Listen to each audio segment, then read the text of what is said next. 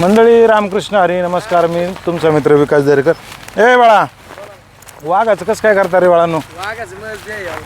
काय नेमकं कसं काय वाघ आणि काय काय आता एवढं काय हल्ला बिल्ला झाला काय? हल्ला बिल्ला नाही झाला, पण त्या दिवशी आला होता वाड्यावर रात्री आणि 11-12 वाजता. हां हां हां. मग आला होता. मग काय लय बे काय करता येईल नाही काय असं. पण आता तुम्हाला तसं म्हणायला पाहिजे, एवढं सगळं मोकळ्याच्या सगळी पण उसच आहे ना आता. सगळी मुशी पण तिशी हातून निमेरा तिला आई पळायला नाही हातून मारला असतो वाघ.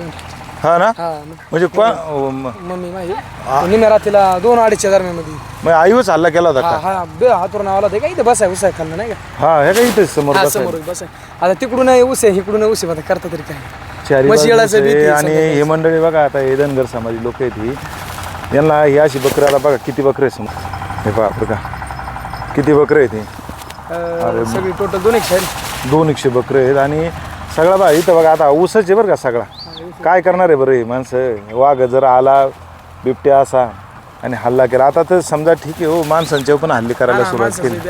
माणसं आई वाचली. हा वाचले. एकदा जर का असं एकदा वाचू शकतो, पण डबल नाही ना सारखे. एक पाहिजे काळजी घ्यावं लागते बघ. काळजी घ्या मंडळी तुम्ही पण सगळ्यांनी.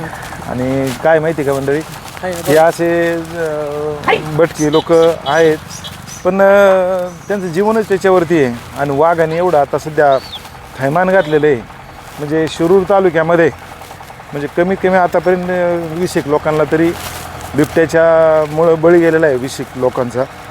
आणि हे प्रमाण फार खतरनाक आहे. भविष्यामध्ये बिबट्या आणि माणूस हा संघर्ष तीव्र होणार आहे. आणि वेळीच ह्या मंडळींनी दखल घेतली पाहिजे. कोणी माहिती का, वन अधिकारी आहेत आणि ही मंडळी आहेत का, ते ठीक आहे तुम्ही म्हणायला हो वाघांचं संरक्षण करा, पण माणसंच मारायला लागल्यावर त्या वाघांचं तरी काय करायचं ठेवून. उद्या जर असे काही प्रसंग आले तर मग समाज जर का एकदा एकवटला ना, तर मग ऊस शोधून काढून आहे ना बिबटे खलास करतील लोक. लक्षात ठेवा. तुम्हाला आताच जे काही निर्णय घ्यायचा असेल त्यांच्या बाबतीमध्ये घेऊन टाका. पण माणसांच्या जर हल्ले व्हायला लागले तर इथून पुढे बिबट्या पण मग सुरक्षित राहणार नाही. एवढं मात्र दक्षता घ्यायची सगळ्यांनी.